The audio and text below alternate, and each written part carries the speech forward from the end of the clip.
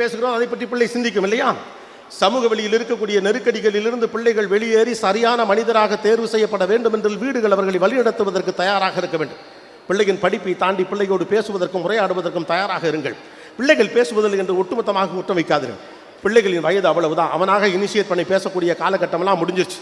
அவனுக்கு நண்பர்கள் வட்டத்தோடு பேசுவதற்கான சூழல் இருக்குது. இன்னும் சொல்ல போனால் ஃப்ரெண்ட்ஸுகள்கிட்ட இப்போ பெருசாலும் அவங்க பேசுறது கிடையாது.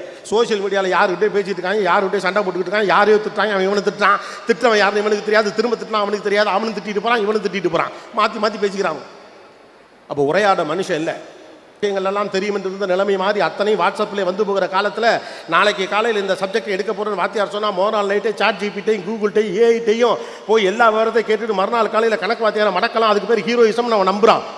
அதை நீங்கள் குத்தம்னு சொல்ல முடியாது. எல்லோரும் தன்னை முன்வைக்கத்தான் பார்க்கிறார்கள். நீ மாணவனுக்கு சப்போர்ட் பண்ணுற மறுபடியும் நினைக்காதீங்க. நோ, அது அந்த ஏஜ் அப்படித்தான். தன்னை முன்னிலைப்படுத்திக் கொள்ள நினைக்கக்கூடிய வயது அது. ஏதோ ஒரு வகையில் தன்னை முன்னிலைப்படுத்த வேண்டும் என்று நினைக்கிறான். தன்னை நிராகரிக்கிற மனிதர்களுக்கு எதிராக ஏதோ ஒன்று செய்தோம். நீங்கள் புரிய வச்சுட்டா போதும். ஆற்றல், திறன், ஆற்றலை ஒருமுகப்படுத்தல் ஒன்று இருக்கு. It's energy. அந்த வயசு காத்தாறு போல பாய்கிற ஒரு எனர்ஜி. அது பயங்கரமான வேக ரத்த துடிப்பு இருக்கக்கூடியது. அவனை நீங்கள் சரியான முறையில் அங்கீகரிக்கலைன்னா, சரியான வழிக்கு அந்த திறனை நீங்கள் ஒருமுகப்படுத்தாமல் போனால் அவன் வேற ஒன்று தான் செய்ய பார்ப்பான். ஏதோ ஒரு வகையில் நான் அட்ராக்ட் பண்ணணும், அவ்வளோதானே. மாடியிலேருந்து குதிப்பேன், பஸ் படிக்கட்டில் தொங்குவேன், ஒருத்தனை வம்புழுப்பேன், வாடா போட்டு பார்ப்போம் அப்படின்னு சொல்ல முடியும் என்னால். என் வயசுக்கு என்னால் என்னை முன்னிலைப்படுத்த என்ன வாய்ப்பு இருக்கிறதோ அதை செய்யத்தான் நான் எத்தனிப்பேன். அதுதான் அந்த வயதின் எண்ணம், அதுதான் அந்த வயதின் குணம். நீங்களும் அப்படித்தான், நானும் அப்படித்தான். அந்த திறனை ஒருங்கிணைச்சு உண்மையிலே எது ஹீரோயிசம் பிள்ளைகள் சொல்லி கொடுத்தா போதும். படித்து பெரிய ஆளாகடா, சம்பாதிக்கலாம்டா, வீடு கட்டலாம்டா, கார் வாங்கலாம்டா, அதெல்லாம் வாங்கலாம், மேட்ரே கிடையாது. படித்து பெரிய ஆளாகடா. படிக்காதவன் 1000 பேரை படிக்க வைக்கலாம்னு பிள்ளைக்கு சொல்லுங்க. What is the purpose of education? நம்ம ப்ராப்பராக கம்யூனிகேட் பண்ணுங்க. அதிகாரத்துக்கு வா, 4 பேரை உருவாக்கு. நீ படித்தா 4 பேர் படிப்பான், உன்னை பார்த்து 4 பேர் ஜெயிப்பான், 4 பேர் 400 பேர் ஜெயிக்க வைப்பான், 400 பேர் 4000 பேர் ஜெயிக்க வைப்பான். அது 4 லட்சம் ஆகும், 4 கோடி ஆகும். தலை நிமிர்ந்து நிற்கும். நான் எப்படி வேணாலும் பொழைச்சிக்கிறதுல. Even the dead fish goes against the water. Dead fish கூட, செத்து போன மீன் கூட தண்ணி போகிற போக்கில் போயிடும். உயிருள்ள மீன் தான் அலைகளுக்கு எதிராக எழுந்து நிற்கும். நீ உயிருள்ள மீன், கல்வி என்ற ஆயுதத்தை கையில் நீ வைத்துக் கொண்டு இருக்கிற போது ஆட்டோமேட்டிக்காக நீ அடுத்த கட்டத்துக்கு போக முடியும். அந்த திறனை ஒருமுகப்படுத்துங்க. அவருக்கு அதுதான் பிரச்சனை. இப்போ இங்கே ப்ராப்ளமே என்னன்னா, தன்னை முன்னிலைப்படுத்த ஒருவன் முனைகிறான். ஒரு 50 பசங்க 20 பசங்க இருப்பாங்க. அதில் ஒருத்தர் நல்லா பாடுவான், எவனோ ஒருத்தர் நல்லா ஆடுவான், ஒருத்தர் கவிதை எழுதுவான், ஒருத்தர் நல்லா பேசுவான், மற்றவெல்லாம் அவனை ஒத்துக்குவான். இன்றைக்கெல்லாம் அப்பெல்லாம் ஒத்துக்க முடியாது. நானும் முன்ன வருவேன், அதுதான் நல்ல முயற்சியும் கூட. அப்போ என்னை முன்னிலைப்படுத்துவதற்கு அவ்வளோ சோஷியல் மீடியா எனக்கு வந்துருச்சு. ஏதோ ஒரு வகையில் நான் என்னை முன்னிலைப்படுத்திக்கணும்னு நினைக்கிறான்.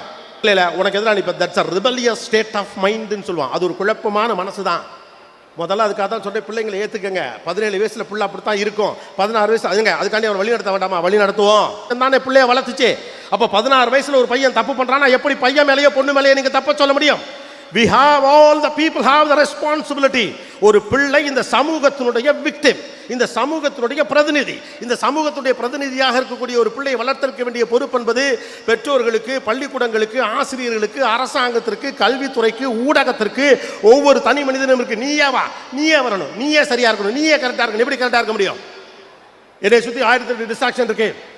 வீட்டில் அப்பா அம்மா அடிச்சுக்கிறாங்க, முன்ன பின்ன பேசிக்கிறாங்க, வந்து வேற ஆளுங்கள்லாம் வேற விஷயம்லாம் பேசுகிறான். படிப்பை தாண்டி முக்கியமில்லாத விஷயத்துக்குலாம் முக்கியத்துவம் கொடுக்குறான். இதெல்லாம் பெரிய வீரம் அப்படின்னு எனக்கு தப்பாக கற்றுக் கொடுக்குறீங்க அப்படின்னா நான் என்ன பண்ண போகிறேன்? அதை தான் சரின்னு நினைப்பேன். ஒரு கொடி எப்படி வளர்ந்தெல்லாம் பிடிச்சி மேலே வரும். நீங்கள் அதை ஒன்றுமே பண்ண முடியாது. அப்படி தான் பிள்ளை. புத்திசாலி என்ன பண்ண தெரியுமா? கரெக்டாக ஒரு கொம்பை இங்கிட்டு வச்சு நேராக இந்த பக்கமாக இழுத்து விடுவான். பிள்ளை எந்த திசைக்கு போக வேண்டுமோ அந்த திசைக்கு இழுத்து போக வேண்டிய பொறுப்பு நம்முடையது தான். மாறா கடைசி பெஞ்சில் உட்கார்ந்தவங்களுக்கு பொறுக்கி பையன், கடைசி பெஞ்சில் உட்காரவனுக்கெல்லாம் புத்திசாலித்தனம் கிடையாது, படிக்காதவனுக்கெல்லாம் பெரிய திறமை கிடையாது, அப்படிலாம் ஒன்று கிடையவே கிடையாது. யாருக்குள் என்ன ஒளிந்திருக்கிறது என்பதை கண்டுபிடிப்பது தான் நம்முடைய வேலை. Everybody have something in themselves. உங்களுக்கு மட்டுமே தெரிந்த ஒன்று அவனிடம் இல்லை என்றால் அவன் புத்திசாலி இல்லை நீங்கள் நினைக்கக்கூடாது. உங்களுக்கு தெரிந்த ஒன்று உங்கள் பிள்ளைக்கு தெரியாமல் இருக்கிற பட்சத்தில் அவனுக்கு அது தெரியவில்லை என்பதற்காக அவருக்கு அறிவில்லை என்று அர்த்தமாக. அவன் விளையாட்டு வீரனாக இருக்கலாம், கவிதை வரலாம், கணக்கு வரலாம், வேற ஒரு டெக்னாலஜி சம்பந்தப்பட்ட புத்திசாலித்தனம் அவர்களிடம் இருக்கலாம். அதை கண்டறிவதற்கான வாய்ப்பு இருக்கலாம். வரும்போது கலெக்டர் எங்கிட்ட ஒரு பேம்ப்ளெட் இந்த புக்கு கொடுத்தார். அந்த புத்தகத்தில் பிள்ளைகளுடைய திறன் மேம்பாடு குறித்த வாய்ப்புகள் இதெல்லாம் இங்கே தான் நிறைய நடக்குது. ஆக்சுவலாக நம்ம தான் பெருசாக கவனிக்காமல் இருக்கோம். படிப்பு வராத பிள்ளையை என்ன பண்ணலாம் அப்படின்னா கைவிட்டலாமா? படிப்பை தாண்டி அவனுக்கு என்ன வருகிறது என்று யோசிக்க வேண்டிய பொறுப்பு நமக்கு இருக்குது. படிப்பை உனக்கு படிப்பு இல்லை, நீ மக்கு அப்படின்னு முடிச்சுட்டு அவன்கிட்ட என்ன டேலண்ட் இருக்கோ அதில் வளர்த்து விட்டா வளர்ந்துட்டு போகிறான், முடிஞ்சு போச்சு. அப்படி தானே? படிப்புங்கிறது புத்தகத்தில் மட்டும் இல்லை, புத்தகத்தை தாண்டி யூ ஆர் அ ரிசோர்ஸ். உங்கள் வீட்டில் இருக்க ஒவ்வொரு பையனும் ரிசோர்ஸ். அந்த முரண்டு பிடிக்கிற பையனும் ரிசோர்ஸ், முரண்டு பிடிக்கிற பொண்ணு ரிசோர்ஸ். படிக்க மாட்டேன் உங்ககிட்ட சண்டைக்கு போற பையன் ஒரு ரிசோர்ஸ், படிக்கட்டுல தொங்குறவன் ரிசோர்ஸ். அவனை ரிசோர்ஸை மாற்ற வேண்டிய பொறுப்பு உங்களுக்கு இருக்கு, எனக்கு இருக்கு, சமூகத்திற்கு, பள்ளிக்கூடத்திற்கு. இந்த proper way. Don't abandon the kids. பிள்ளைகளை கைவிடாதீங்க. நீ உருப்பிட மாட்டேன்னு சொல்லாதீங்க. 10 தடவை சொன்னீங்கன்னா புள்ள உருப்பிடாது. உலகத்திலேயே பெற்றோரை தான் ஒரு பிள்ளை பெரிய அளவுக்கு நம்பும். இந்த உலகத்தில் உங்களுடைய கணவன் மனைவியும் 20 ஆண்டு இந்த ஆளுக்கு எதுக்குடா கழுத்துறீங்க அவ்வளோ வரன்று வந்துச்சு அம்மாக்களுக்கெல்லாம் கோபம் இருக்கிற போது தோணும். ஆனால் பிள்ளைகள் கடைசி வரைக்கும் அம்மாவை அப்பாவை தான் நம்பும். தான் சொந்த திறமையில சைக்கிள் ஓட்ட கற்றுக்கிட்டவனை விட அப்பா பிடிச்சிருக்காரு என்னை விட்டுற மாட்டாருங்கிற தான் விழுந்திருக்கு.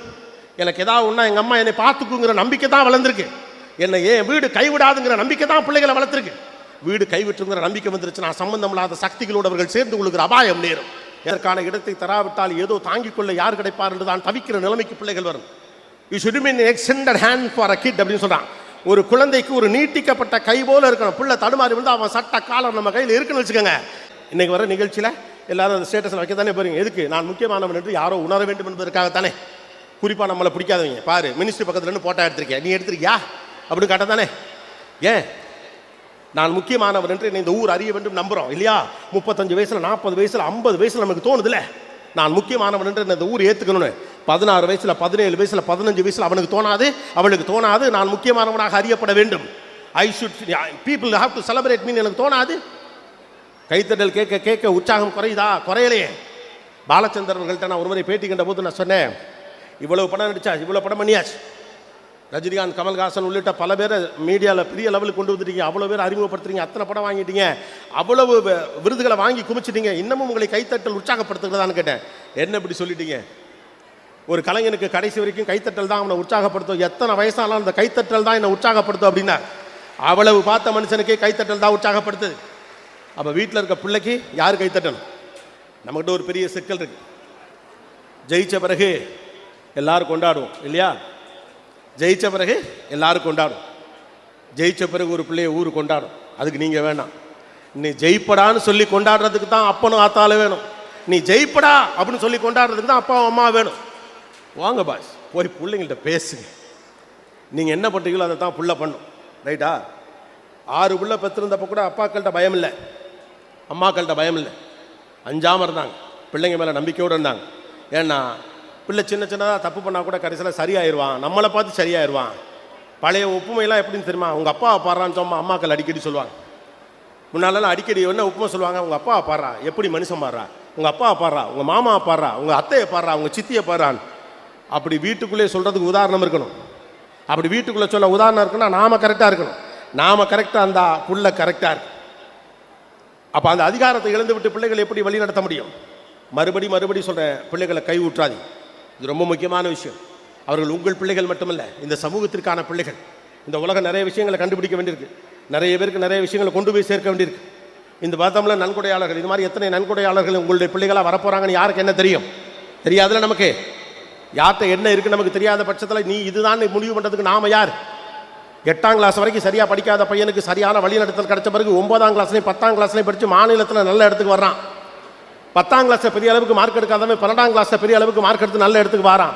இதெல்லாம் உருப்படாதுன்னு ஊரே காரி துப்பி ஓடான்னு ஒதுக்கி வச்ச பையன் அமெரிக்காவில் சிலிக்கானுவில் உட்காந்து தமிழண்டா அப்படின்னு காலர் தூக்கிட்டு ஸ்டேட்டஸை போடுறான்.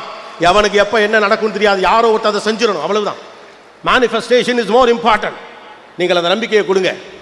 எங்கள் அப்பா எனக்கு சின்ன விஷயம் சொல்லிட்டே இருப்பார். எனக்கு லெட்டர்லாம் ஒன்று ஹாஸ்டலில் படிக்கிறப்ப எல்லா லெட்டர்லையும் மேலே எழுதுவார், மாபெரும் சமைதனில் நீ நடந்தால் உனக்கு மாலைகள் விழ வேண்டும். எல்லா லெட்டர்லையும் மேலே இருக்கும். என்ன நம்பிக்கை, என்ன நம்பிக்கை? புள்ள ஜெயிச்சிருங்கிற நம்பிக்கை, புள்ள வளர்ந்துருங்கிற நம்பிக்கை. ஒரு பள்ளிக்கூடத்தில் எனக்கு சீட்டு கிடைக்காதப்போ, அது ஒரு பிரபலமான பள்ளிக்கூடம், 9ஆம் வகுப்பில் 8ஆம் வகுப்புலலாம் அங்கே சீட்டே கொடுக்க மாட்டாங்க. எங்கள் அப்பா போய் எங்கள் சீட்டு கேட்குறப்போ அவங்க கொடுக்கல. கடைசியில் அவங்க கோவமாயி உங்கள் பிள்ளை எங்கள் பள்ளிக்கூடத்துக்கு சேர்த்தா என்னங்க கிடைக்கும் அப்படின்னாங்களா. எங்கள் அப்பா சொல்லியிருக்காரு, பெருமை கிடைக்கும் அப்படின்ட்டு. பெருமை கிடைக்கும் அப்படின்னு இருக்கார். உலகத்தில் மற்றவன் யார் எப்படி நம்புறாங்கிறதான் பெரிய இம்பார்ட்டன்ஸை தந்துடாது. நம்ம வீடு நம்புதுங்கிறதான் ஒரு பிள்ளைக்கான நம்பிக்கை. எங்கள் அம்மா என்னை நம்புறாங்கிறதான் பிள்ளைக்கான பெரிய நம்பிக்கை. ஏன்னா நீங்கள் தானே முதல் நம்பிக்கை. ஒரு பிள்ளையை தூக்கி போட்டு பிடிக்கிறீங்கள, அப்படி தூக்கி போட்டு பிடிக்கல, பிள்ளை சிரிச்சுக்கிட்டே மேலே போங்க, சிரிச்சுக்கிட்டே கீழே வரும். கவனிச்சிருக்கீங்களா? ஏன் உங்கள் வீட்டுக்காரை தூக்கி போட்டு பிடிக்க சொல்லுங்களேன். ஒரு ஆசைக்கு ஒரு நாள் அவர் கேட்குறாரு, ஏப்பா சத்த தூக்கி போட்டு இப்படி பிடிக்கிறேன், சரின்றுவீங்க. ஆனால் என்ன சொல்லுவீங்க? ஏங்க விட்டுற மாட்டீங்கல்ல அப்படின்னு ஒரு கேள்வி கேட்பீங்க. ஆனால் புள்ள கேட்காது. எங்கள் அப்பா என்னை விட்டுற மாட்டான்னு சந்தோஷமாக மேலே போகும், சந்தோஷமாக கீழே வரும். பிள்ளைங்களை விட்டுறாது. விட்டுற மாட்டீங்கன்னு தெரிஞ்சாலே புள்ள கரெக்டாகிடுவான். நல்லவனாயிருன்னு சொல்லி கொடுங்க போதும், மீதி எல்லாம் தானாகவே வந்துடும். You can't decide that what you can become அப்படின்னு சொல்லுவாங்க. நீ யாராக வேண்டும் என்று நீ முடிவு செய்ய முடியாது. நீ என்ன கேரக்டரோடு இருக்கணும்னு நீ முடிவு பண்ணலாம். அந்த கேரக்டர் தான் நீ யாராகன்னு முடிவு பண்ணும். இந்த உலகத்தில் படித்தவங்களாம் ஜெயிச்சிட்டானா? இந்த உலகத்தில் காசு வச்சிருக்கவங்களாம் ஜெயிச்சிட்டானா? லம்ப ஆயுதம் பலத்தோடு இருக்கவங்களாம் ஜெயிச்சிட்டானா? எவன்கிட்ட கேரக்டர் இருந்துச்சோ அவன் தான் ஜெயிச்சான். எந்த பிள்ளைகிட்ட கேரக்டர் இருந்துச்சோ அதனால தான் ஜெயிச்சான். அதனால தான் டீச்சருங்க கேரக்டர் கேரக்டர் கேரக்டர் பேசிக்கிட்டே இருக்காங்க. நிறைய இடங்களில் பேசும்போது நானே சில இடங்களில் தலைப்பெல்லாம் கேட்பேன். இப்போ எந்திரிச்சு உங்கள் தலைப்பு சொல்லலே கண்டுபிடிச்சிருவேன், அது டீச்சர்ஸ் தான். பண்பாடும் கலாச்சாரமும் ஒழுக்கம் இப்படியான வார்த்தைகள் பற்றின தலைப்புகளை கொடுத்தாலே அது டீச்சர் தான். ஏன்னா கண்ணு முன்னால் பார்க்குறாங்க, நல்லா படித்த பையன் செஞ்சு போகிறான். ஏன்னா தவறான வழிநடத்தல் யார்ட்டையும் சிக்கிக்கிட்டான், எங்கேயோ போயிட்டான், சரியான இடத்துல அவனுக்கான வழிநடத்தல் கிடைக்காம போயிடுச்சு. நல்ல திறமசாலியான பையன் மிஸ் ஆகி போகிறத அவங்க கண்ணு முன்னால் பார்க்குறாங்க. You can't decide what you become. நீங்கள் முடிவு பண்ண முடியாது நீங்கள் யாருங்கிறத. உங்கள் கேரக்டர் தான் முடிவு பண்ணோம். ஒரு கடுமையான உழைப்பையும் வெற்றியையும் தொடர்பு படுத்துவதன் பெயர் ஒழுக்கம். நம்ம சாதாரண விஷயமா எடுக்கவே முடியாது. 1900 அதுதான், 1950 தான், 2000 தான், 2024 தான், 3000 தான். இந்த உலகமே அழிய போற வரைக்கும் அது மட்டும்தான். Discipline is the key. இந்த உலகம் முழுக்க வெற்றி பெற்ற பல்வேறு மனிதர்களை நான் சந்தித்திருக்கேன். தொழில் நிமித்தமாக பல்வேறு மனிதர்களோடு நான் உரையாடி இருக்கிறேன். சிறு வயதிலிருந்தே பெரிய மனிதர்களை பேட்டி எடுப்பதற்கான வாய்ப்புகளை பெற்றிருக்கிறேன். இவர்கள் அனைவரிடத்திலும் நான் பார்த்த ஒரே சூப்பர் குவாலிட்டி டிசிப்ளின். அது பொலிட்டீஷியனாக இருக்கலாம், பிஸ்னஸ் மேனாக இருக்கலாம், டீச்சராக இருக்கலாம், யாராக வேணாலும் இருக்கலாம். ஏன்டா இருந்தாலும் ஜெயிச்சாரு, ஏன்டா அந்த பெண்மணி ஜெயிச்சாங்க அப்படின்னு கடைசியில் கணக்கு பார்த்தா அவங்கள்ட்ட ஒரு டிசிப்ளின் தான். வாழ்க்கை கொடுத்த டிசிப்ளின் வீடு சொல்லணும். 5 மணிக்கு எந்திரிச்சு பிள்ளை எக்ஸசைஸ் பண்ணால் அப்பா எந்திரிச்சு 5 மணிக்கு உட்காருங்க பாஸ், வேற வழியே கிடையாது. புள்ள ஃபோனை பார்க்கக்கூடாது முடிவு பண்ணால் அம்மாக்கள் டிவி சீரியலை போட்டு இதில் ஃபோனில் வச்சுக்கிட்டு அப்படியே உட்காந்து சமைச்சிக்கிட்டு இருந்தீங்கன்னா பிள்ளைய அதை தான் பார்க்கும்.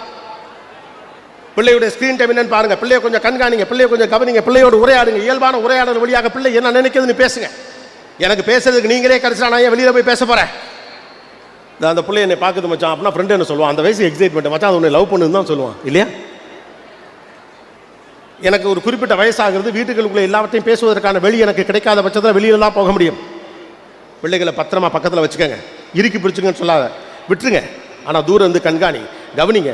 ஆசிரியர்களோடு போய் உரையாடுங்கள். முன்ன அதெல்லாம் இப்போ கிடையாது. ரைட்டா? டீச்சர்ஸோட போய் உரையாடுவதே குறைந்து போயிருக்கு. அதுக்கான முயற்சிகள் எடுக்கிறாங்க. டீச்சர்ஸோட இன்ட்ராக்ட் பண்ணுங்க, பள்ளிக்கூடத்துக்கு அப்பப்போ விசிட் பண்ணுங்க. பள்ளிக்கூடத்துக்கு பிள்ளைகளை கொண்டு போய் விடுவது அம்மாக்களாக முழுமையாக மாறிவிட்டது. அப்பாக்களுக்கு கொஞ்சம் வீட்டுக்குள்ள வாங்க. சம்பாதித்து கொடுப்பது மட்டும்தான் என்னுடைய பொறுப்பு, மற்றவற்றை மனைவி பார்த்துக் கொள்ளுவாள் என்ற நம்பிக்கையை நான் பாராட்டுகிறேன். அதே நேரத்தில் அம்மாவுடைய கான்ட்ரிபியூஷன் இருக்கிற மாதிரி அப்பாவுடைய கான்ட்ரிபியூஷன் வீட்டுக்குள்ள வரணும். ஏன்னா நீங்க 2 பேர் தான் வீட்டுக்குள்ள இருக்கீங்க. அது மாதிரி 7-8 பேர்லாம் இப்போ இல்லை. மாமா சித்தப்பான்னு ஒரு சர்க்கிள்லாம் பக்கத்தில் இல்லை. எக்ஸ்டெண்டட் ஃபேமிலி ரொம்ப குறைஞ்சு போச்சுங்கிற பட்சத்தில் அப்பாக்களின் பங்களிப்பு கூடுதலாக பிள்ளைகளின் கல்வி விஷயத்திலே தேவைப்படுகிறது. மறுபடியும் உங்களுக்கு 4 விஷயத்தை தான் நம்ம ரீஇன்ஸ்டேட் பண்ணணும்னு நினைக்கிறேன். முதல் முக்கியமான விஷயம், இந்த பிள்ளைகளை குற்றவாளிகள் என்று தயவு செய்து நினைக்காதீர்கள். இந்த சமூகத்தினுடைய நெருக்கடிக்குள் அவர்கள் சிக்கி இருக்கிறார்கள். அவர்கள் பேசுவதற்கும் சாய்ந்து கொள்வதற்கு தோளும் தேவைப்படுகிறது. 1. 2வது, வீடு சரியான வழிநடத்தலை செய்யவில்லை என்றால் யாரோ ஒருவர் கையில் அவர்கள் சிக்கிக்கொள்வதற்கான வாய்ப்புகள் அதிகமாக இருக்கக்கூடிய ஒரு காலகட்டத்தில் வீட்டுக்குள்ளே உரையாடலை துவங்குங்கள். 3வது, நீங்கள் எப்படிப்பட்ட ஒரு அப்பா அம்மாவாக இருக்கிறீர்களோ உங்களிடம் என்ன விஷயங்களை பிள்ளைகள் பார்க்கிறார்களோ அதைத்தான் பிள்ளைகள் செய்ய போகிறார்கள். அதனுடைய வழிநடத்தப்பட போகிறார்கள். 4வது, உங்கள் வீட்டு பிள்ளைகள் மட்டுமல்ல, அவர்கள் இந்த சமூகத்துடைய ரிசோர்ஸ். இந்த ஸ்டேட்டை தூக்கி நிறுத்த போறவன், இந்த நாட்டை தூக்கி நிறுத்த போறவன், அறிவியலுக்குள்ள வர போறவன், எவ்ரிபடி இஸ் எ ரிசோர்ஸ். ஒருத்தனையும் சும்மா விட முடியாது. ஒரு பொண்ணையும் நோ அப்படி போ அப்படின்னு விட்டலாம் முடியாது. எல்லாரும் is a resource, everybody is a resource. எல்லாரும் இந்த சமூகத்துடைய ஆளுமையும் சக்தியும். கடைசியாக ஒன்று தான், நீங்கள் என்னத்தை வேணாலும் பெருமை நினச்சிக்கோங்க, அதெல்லாம் அப்புறம். கடைசி வரைக்கும் கூடவே வரப்போகிறது எஜுகேஷன் மட்டும்தான். படிப்பு தான் நம்ம பிள்ளைங்களை தூக்கி நிறுத்தும். படிப்பு தான் அமைதியான சமூகத்தை உருவாக்கும். படிப்பு தான் வெற்றிகரமான சமூகத்தை உருவாக்கும். சந்தன காற்று நம் ஜன்னலில் வீசட்டும், சரித்திரம் நாளை நம் சாதனை பேசட்டும். நன்றி, வணக்கம், தேங்க்யூ.